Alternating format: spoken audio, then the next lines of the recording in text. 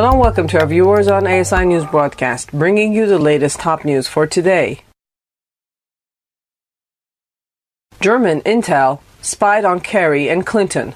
Germany's Foreign Intelligence Agency eavesdropped on calls made by U.S. Secretary of State John Kerry and his predecessor, Hillary Clinton, German magazine Der Spiegel reported Saturday. The respected News Weekly reported that the agency, known by its German acronym BND, tapped a satellite phone conversation Kerry made in 2013 as part of its surveillance of telecommunications in the Middle East. The agency also recorded a conversation between Clinton and former UN Secretary General Kofi Annan a year earlier, Der Spiegel claimed. The magazine didn't give a source for its information, but said the calls were collected accidentally, that the three officials weren't directly targeted, and the recordings were ordered destroyed immediately. In Clinton's case, the call reportedly took place on the same frequency as a terror suspect, according to Der Spiegel. The tapping of Clinton's call was reported Friday by German public broadcaster ARD and Munich daily Süddeutsche Zeitung. If true, the revelations would be embarrassing for the German government, which has spent months complaining to Washington about alleged American spy activity in Germany. Last year, German media reports, based on documents leaked by former NSA contractor Edward Snowden, prompted a sharp rebuke from Chancellor Angela Merkel, who was allegedly among the U.S. intelligence agency's targets. A spokesman for the U.S. Embassy in Berlin and the State Department in Washington declined to comment on the latest reports. In its report Saturday, Der Spiegel also cited a confidential 2009 BND document listing fellow NATO member Turkey as a target for German intelligence gathering. The Germany intelligence agency didn't immediately respond to a request for comment on Saturday. Police stocking up on military's gear giveaway.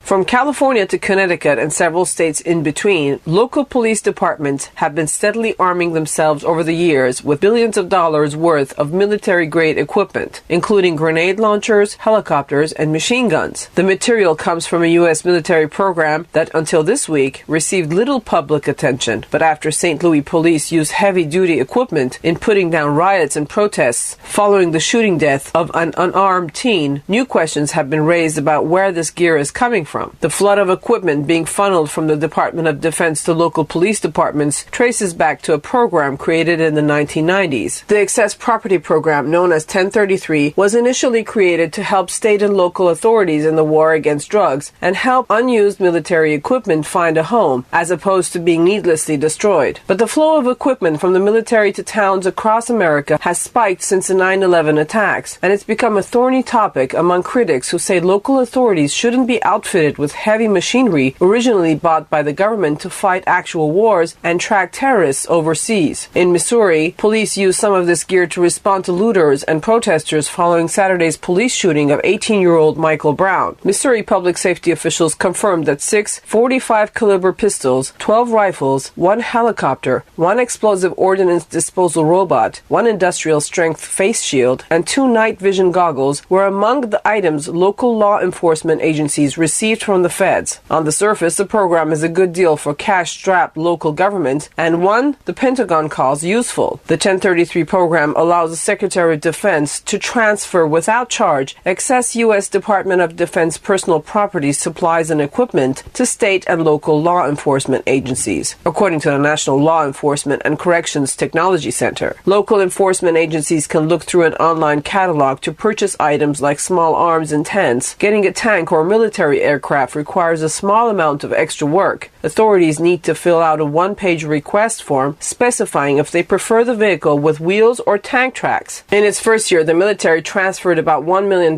worth of equipment. Since then, the 1033 program has transferred more than $4.3 billion in equipment. Last year, it gave away close to $500 million worth of equipment to local law enforcement, according to a June report from the American Civil Liberties Union. While some say the program helps cash-strapped local forces, others argue that sending small communities a cache of weapons may not be the best idea. The police chief in Keene, New Hampshire, for example, requested an armored vehicle to patrol the town's pumpkin festival and other dangerous situations, according to a report in The Economist. Keene has a population of around 23,000. Authorities in Fargo, North Dakota, asked the government for and received an armored personnel carrier with a rotating turret. The Sheriff's Department in Montgomery County, Texas, owns a pilotless surveillance drone similar to the kind the military uses to track terrorists in the tribal regions of Pakistan. According to ACLU report, Arizona has received the largest collection of weapons to date. The Maricopa County Sheriff's Office was gifted 10 helicopters, 5 armored vehicles, and 120 assault rifles, according to the ACLU report.